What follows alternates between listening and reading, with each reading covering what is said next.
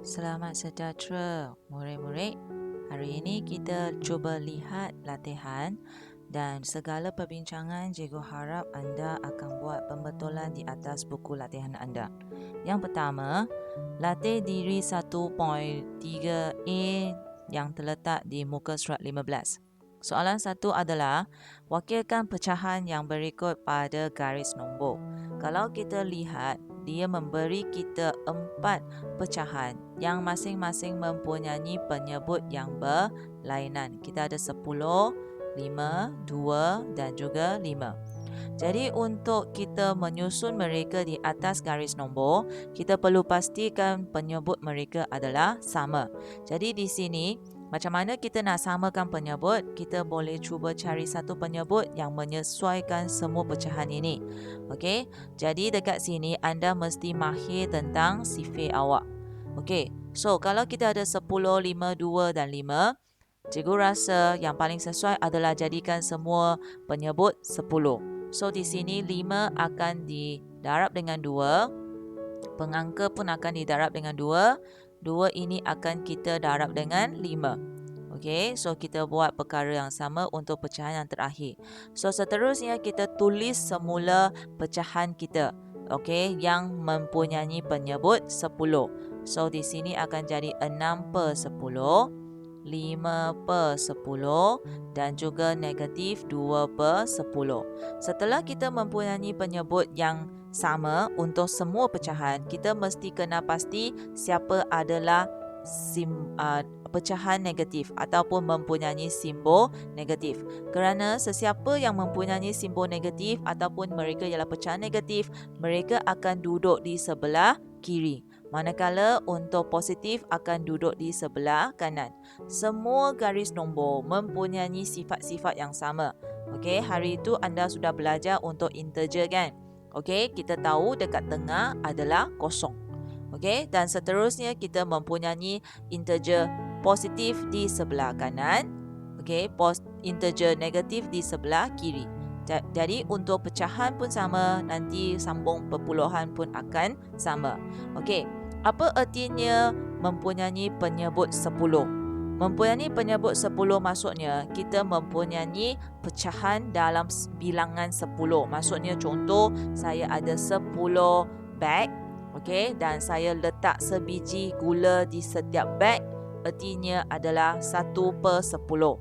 Okey, saya mempunyai 10 rumah, jadi saya agihkan sumbangan untuk setiap rumah, jadi setiap rumah itu akan dapat 1/10. Okey, jadi di sini untuk integer positif kita menyusun dahulu. Okey, saya rasa untuk integer positif anda lebih senang nak faham. Okey, selepas kosong akan mula 1/10. Okey, seterusnya kita ada 2/10, 3/10, 4/10, baru kita akan sambung ke 5/10. Okey, betul tak? Okey, maksudnya kita akan ubah sahaja nombor pengangka mengikut urutan. 1/10, 2/10, 3/10 dan sekian. Kerana kita nak mewakilkan pecahan di atas garis nombor, jadi untuk tempat-tempat yang tiada calonnya, kita tak akan letak nombor tersebutlah. Kita hanya akan letak sahaja siapa yang berada di dalam soalan. Okey, jadi untuk 5/10 juga boleh anda wakilkan mereka sebagai 1/2 mengikut soalan pelajar. Okey, so yang ini sebenarnya tengok soalan lah. Kalau soalan itu ialah objektif, jadi selalunya dia akan tulis balik soalan, nombor soalan di sini. Okey, kalau dia adalah soalan subjektif, kita akan tengok apa nombor yang dia nak kita tulis. Okey, seterusnya kita pergi kepada sekarang kita pergi kepada pecahan negatif. Macam mana nak menyusun pecahan negatif? Pelajar sentiasa ingat pecahan negatif adalah seperti cermin kepada pecahan positif, ataupun integer negatif adalah seperti cermin kepada integer positif.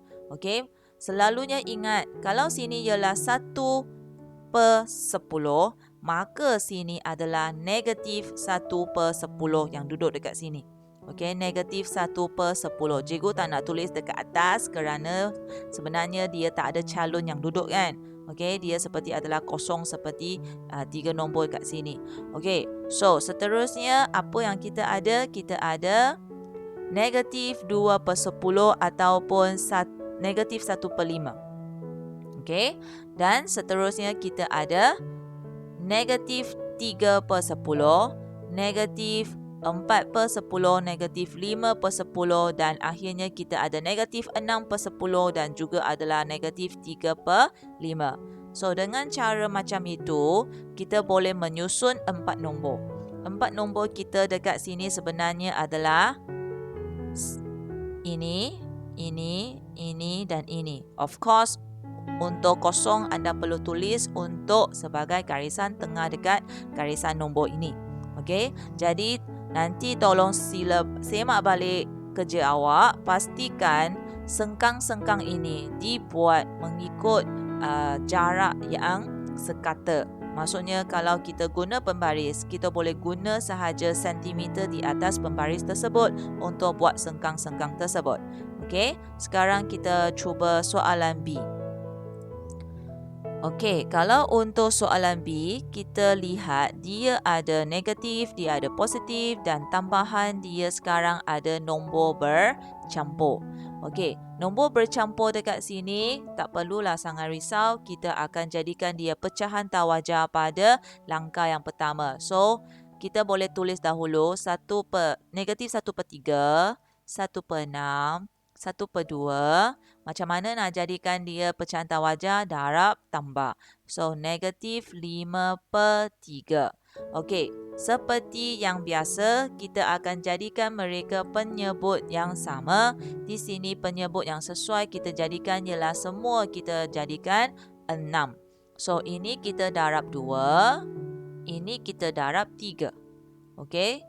Jadi, macam mana pun anda mesti faham sifir awak supaya awak tahulah siapa yang saya perlu pilih. So, di sini kita akan dapat negatif 2/6, 1/6, 3/6 dan akhirnya kita ada 10/6. Okey, so pelajar, seperti biasa dekat tengah kita letak kosong dan seterusnya kita akan cuba menyusun. Penyusun itu boleh keluarkan dahulu negatif. Maksudnya you abaikan dahulu negatif. Negatif letak sebelah. So, susun dulu positif. So, di sini saya rasa positif anda tahulah siapa ialah calon pertama. Okey. Dan kita ada sengkang yang tak ada siapa-siapa yang duduk. Dan akhirnya kita ada satu lagi. So, 2 sengkang ini cikgu harap anda tahu nak letak siapa. Okey, seterusnya sini kita ada negatif 1/6, negatif 2/6 ataupun negatif 1/3 ikut soalan. Okey, seterusnya ini nak letak mana pelajar? Biasa sahaja. Selepas you dapat negatif 2/6, you pergilah negatif 3/6, negatif 4/6, negatif 5/6, negatif 6/6. Okey, negatif 7/6, negatif 8/6, negatif 9/6, negatif 10/6. So, sebenarnya negatif 1, 2/3 akan duduk di sini. Okey, so harap pelajar boleh susun semula kerja-kerja. Cikgu bantu setakat macam tu sahajalah. Okey, sila siapkan kerja anda dengan buat pembetulan. Okey, sekarang kita pergi kepada latih diri 1.3b. Okey, soalan 1 ialah banding dan susun pecahan berikut dengan menggunakan tertib menaik. Okey, cikgu harap anda masih ingat tertib menaik ialah dari nombor kecil, okey, gerak ke nombor besar. So, di sini seperti kita buat untuk garis nombor tadi, kita nak menyusun kan. Kalau kita nak menyusun, kita perlu pastikan apa? Penyebut mereka adalah sama. So, sekarang kita semak penyebut. Ada 6, 4, 8, 12 dan 24. So, rasa-rasanya mana satu lebih sesuai untuk jadikan penyebut? Okey, yes. Semua akan jadikan 24. So, macam mana nak jadikan 24? Yang selebih ini kita akan cuba darabkan nombor yang sesuai. Very good. Pelajar, nampak tak? Langkah itu adalah sama. Okey, mula-mula semak penyebut. Seterusnya menentukan penyebut dan kita darabkan dengan nombor yang sepatutnya. Selepas itu kita boleh susun. Kalau nak susun, kecil ke besar pun samalah. You bayangkan kita ada kosong dekat tengah. Kita agihkan dua kumpulan dahulu. Satu ialah pecahan negatif, satu ialah pecahan positif. Kalau nak kecil, kita mulakan dengan pecahan negatif dahulu. Kalau anda tak biasa, boleh susun juga dari besar. Nanti you terbalikkan jawapan awak pun sama je. Okey? So, sekarang kita cuba lihat. Okey, macam mana nak jadikan 6 ke 24? Darab 4. 4 ke 24 darab 6. 8 ke 24 darab 3. 12 ke 24 darab 2. Okey, tulis semula. 20 per 24. Negatif 6 per 24. 9 per 24, negatif 10 per 24 dan akhirnya tak ubah 7 per 24.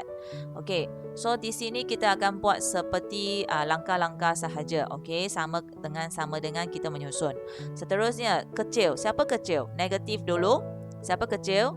So bayangkan kita ada kosong. Selepas kosong ialah negatif 1 per 24. Okey, yang paling kecil adalah dia mempunyai jarak yang sangat jauh daripada kosong. So, bandingkan negatif 6 per 24 dengan negatif 10 per 24. Siapa adalah jauh daripada kosong? Yes, adalah negatif 10 per 24 adalah lagi jauh daripada negatif 6 per 24 daripada kosong. Seterusnya, kita akan pergi kepada kosong. Bayangkan kita ada kosong lah. Okey, dan kita akan masuk ke pecahan positif. Okey, 9, 20 dan 7 siapa adalah lebih dekat dengan kosong? Kalau positif adalah dekat dengan kosong. So kita ada 7 dahulu. Barulah kita susun 9, barulah kita susun 20. Okey, tetapi tak habis lagi ya jawapan. Kita akan balik kepada nombor asal mereka. Maksudnya, negatif 10 per 24. Sebenarnya ialah siapa dekat sini? Okey, so ialah negatif 5 per 12. Okey, negatif 6 per 24 adalah siapa? Negatif 1 per 4. 7 per 24 adalah nombor asal. 9 per 24 ialah 3 per 8. Dan 20 per 24 sebenarnya ialah 5 per 6. So, baru macam inilah kita kira selesai jawapan kita. Okey. So, seterusnya kita ada satu lagi soalan B yang berkaitan dengan tertib menaik juga. Cikgu harap anda boleh cuba sendiri. Okey. Okey, pelajar. So, sekarang kita lihat soalan 2. Yang ini dia minta kita menyusunkan mengikut tertib menurun.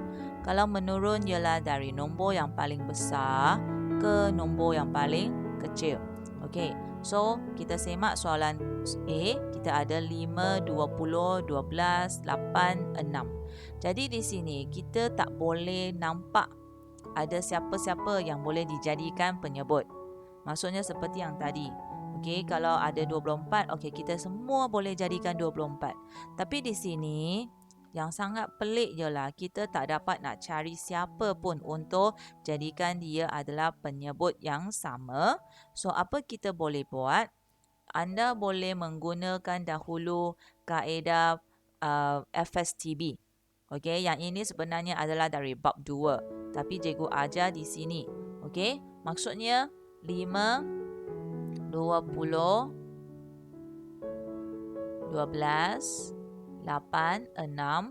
Anda boleh menyusun mereka dalam cara macam ini dan anda boleh bahagi-bahagikan supaya tengok siapa yang sampai akhir. Contohnya sekarang saya bahagi 5 dahulu. Ini akan dapat 1, ini akan dapat 4, 12, 8, 6. Maksudnya 12, 8, 6 dia tak boleh kita bahagi dengan 5, so kita biarkan. So sekarang siapa yang kita boleh bahagikan? Okey, kita boleh bagi 4, kan? So, 1 ini tetap 1. 4 ini akan dibahagi 4 jadi 1. 12 bahagi 4 jadi 3.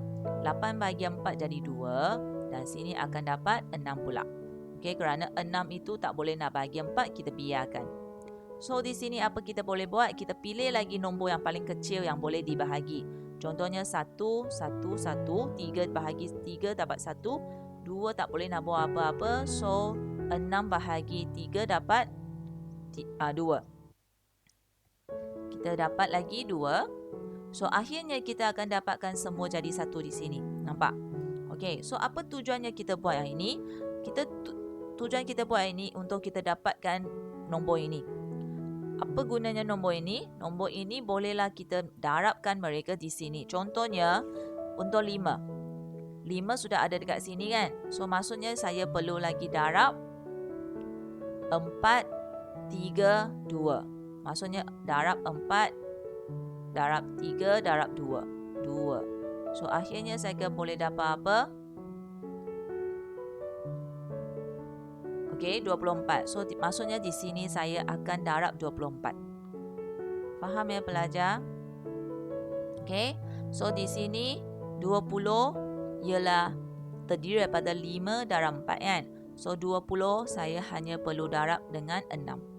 Darab 3, darab 2, darab 6. So, 12 kita sudah ada dekat sini 4 darab 3. So, di sini saya hanya perlu darab dengan 10.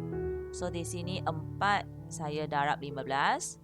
Ini adalah darab 20. So, akhirnya apa nombor yang saya boleh terjadikan? Sebenarnya saya nak jadikan mereka adalah per 120. Nombor itu besar pelajar. Okey. Okey, so kita cuba darabkan dululah. Okey, so 72 negatif 42 negatif 50 negatif juga ya 15 dan sini adalah 100. Okey. So, harap anda fahamlah kerana soalan B pun akan kita guna cara yang sama. Okey. So, maksudnya anda dapat nombor ini. Okey, 5, 4, 3, 2. Dan awak tengok penyebut yang asal itu sudah ada siapa. So, you abaikan nombor dekat sini. Mungkin dia ialah satu nombor, contohnya 5. Ataupun ialah 20. 20 ialah 5 dan 4. So, saya hanya perlu darabkan 32. Ataupun 6 di sini. Okey. Seterusnya, atas pun kita akan darab nombor yang sama dan kita akan menyusun mereka. Walaupun nombor dia jadi besar, penyusunan mereka adalah sama. Okey. Kita mulakan dengan negatif. Bukan, yang ini ialah tertib menurun. So, kita mulakan dengan yang positif dahulu. So, positif kita ada siapa? 72 dan juga 100. So, siapa paling besar? Ya, kalau nombor positif tak ada masalah, memang besar itu besarlah. Dan barulah sampai 72. Dan akhirnya kita tengok pula negatif. Negatif, siapa yang paling besar ialah siapa yang paling dekat dengan kosong. So, negatif 15 paling dekat dengan kosong. Barulah sampai negatif 42. Barulah seterusnya ialah negatif 50. So, dah siap semua ini. Jangan lupa kita perlu tulis balik nombor asal mereka iaitu 5/6 di sini. Lagi. Seterusnya kita akan dapat 3/5 di sini. Dan negatif 1/8. Negatif 7/20 dan negatif 5/12. So, macam ni lah baru kita boleh kata selesai jawapan kita. Okey, so cuba untuk soalan B pelajar. Okey, seterusnya kita pergi kepada latih diri 1.3C. Okey, ini adalah gabungan operasi bagi pecahan positif dan juga pecahan negatif. Jadi, cikgu akan bincang sahaja 2 soalan. Seterusnya, cikgu harap anda boleh cuba sendiri untuk polishkan kemahiran awak yang berkaitan dengan gabungan operasi. So, balik kepada gabungan operasi kita. Mula-mula kita akan selesaikan operasi yang duduk dalam kurungan kalau ada. Seterusnya kita akan menentukan sesiapa yang ialah darab ataupun bahagi. Kalau ya, kita akan selesaikan dahulu dari kiri ke kanan. Akhirnya barulah kita pergi kepada tambah dan tolak. Selesaikan dari kiri ke kanan. So, di sini kita boleh lihat saya ada dua operasi. Okey, satu ialah darab, satu ialah tambah. Tambah ini adalah duduk di dalam kurungan, so saya perlu selesaikan dahulu. Kalau untuk pecahan, tambah ataupun tolak perlu samakan penyebut dahulu. Okey, kalau darab bahagi tak perlu samakan penyebut, kita boleh terus settlekan sahaja dengan darab bahagi. So, di sini apa yang saya boleh buat? 4 dengan 5 nak samakan penyebut, 1 kita darab 5, sini saya darab 4. Okey, atas pun benda yang sama pelajar. So, apa yang awak tak selesaikan, sila tulis di sini. Okey, hari itu rakan yang hantar kerja dia buat sikit kesilapan. Okey, kesilapan ini adalah kesilapan yang tidak boleh diterima. Okey, jadi harap kali ini sudah tak ada kesilapan tersebut. Kesilapan apa itu pelajar? Cikgu tunjuk yang salah tapi cikgu tak nak awak buat yang salah ya.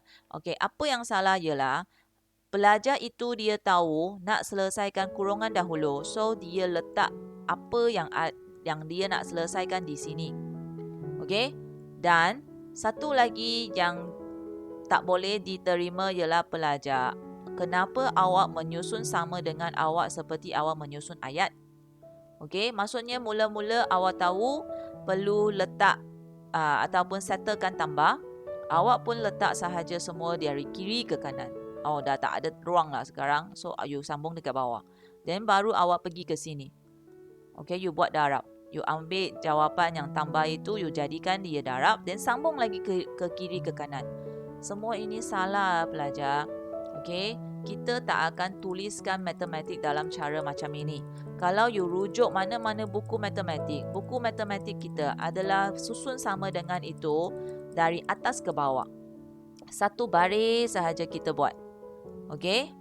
Sama ada dari sini, okey, ataupun dia susun di bawah soalan. Macam ni.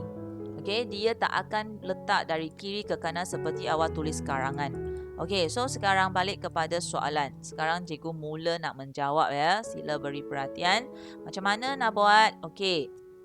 Nombor yang tidak settle bersama dengan simbol yang tidak settle. Jangan abaikan mereka sahaja. Jangan biar mereka duduk sahaja di langkah yang seterusnya. Dia mesti sentiasa muncul di dalam persamaan awak.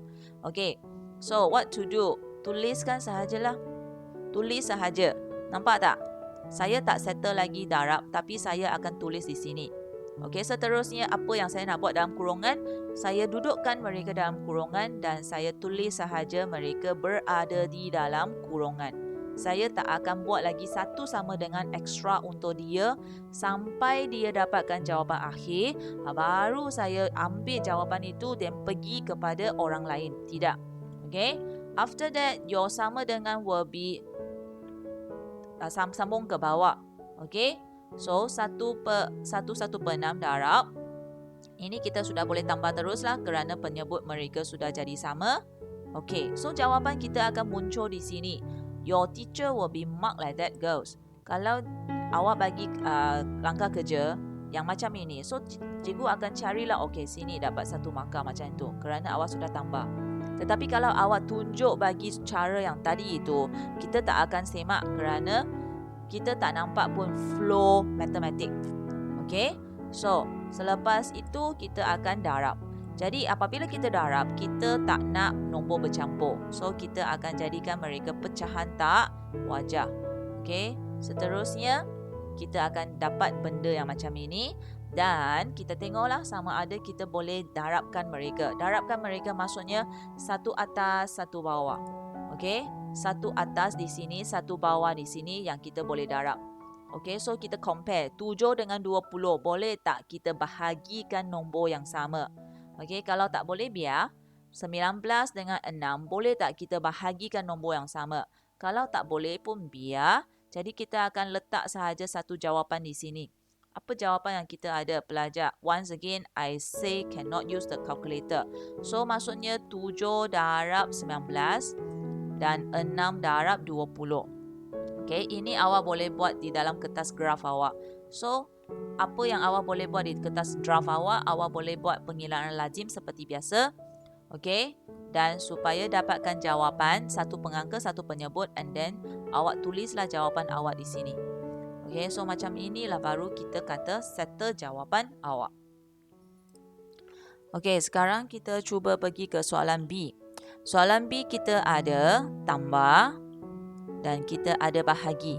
Tapi kita tak ada kurungan seperti soalan pertama. So, kita akan settlekan bahagi dahulu. Okey, so seperti yang cikgu kata, tak ada apa-apa yang nak buat. Awak yang tak nak jadikan, maksudnya awak tak nak settlekan dia dahulu, awak janganlah hilangkan dia. Okey, so di sini tambah semua adalah apa yang saya tak buat. Apa-apa atas dia, tapi saya tulis. So, 1, 2 per 3 ini awak perlu jadikan dia nombor pecahan tak wajar. Okey. Dan bahagi akan kita dapatkan darab. So, yang akhir ini kita akan cuba songsangkan dia. Ingat lagi tak? So, seterusnya kita sambung. Apa yang kita tak selesai belajar, dudukkan mereka di tempat asal. Jangan buang mereka. Okey, so di sini kita akan cuba settlekan. Check seperti yang cikgu bagi tadi, atas dengan bawah, bawah dengan atas. Kalau tak ada, kita darabkan. 5 darab 7, 35 per 9. So, di sini kerana ada negatif, so cikgu pun bagi negatif. Okey, barulah sekarang you settlekan apa yang sepatutnya. Okey, 5 per 6. Positif, negatif, ini you rujuk Sleepy Man. Positif, negatif. Okey, so dapat negatif 35 per 9. So, di sini mereka akan ialah tolak. Okey, tolak. Maksudnya negatif 5 tolak 35. Tapi penyebut mereka lain. Jadi, apa penyebut yang awak boleh samakan? You can choose 18. Okey, so maksudnya you samakan mereka dengan darab lah. Okey, jadi seterusnya kita ada 15, negatif 15 per 18 tolak 70 per 18. So, cikgu tak ada tempat, so cikgu sambung sama dengan di sini. Negatif 15 dengan negatif 17 mereka adalah sama-sama negatif. So, akhirnya jawapan kita akan dapat negatif dan ini kita tambahkan. Okey, so jawapan ialah 85 per 18. Nanti awak tukar mereka jadi pecahan nombor bercampur. Okey, so tengok dia adalah berapa, then you susun kat sini. Okey, so ini adalah langkahnya pelajar. So, sampai sinilah cikgu buat perbincangan. Yang lain cikgu harap anda boleh cuba. Kerana kalau cikgu bagi lagi langkah-langkah, itu sebenarnya pun akan cerita yang sama. Okay, so yang paling penting ialah awak sendiri menguasai kemahiran tersebut. Okay, so sampai sini perbincangan untuk kerja minggu lepas. Sekarang kita akan masuk ke dalam perpuluhan positif dan perpuluhan negatif. Sekian, terima kasih.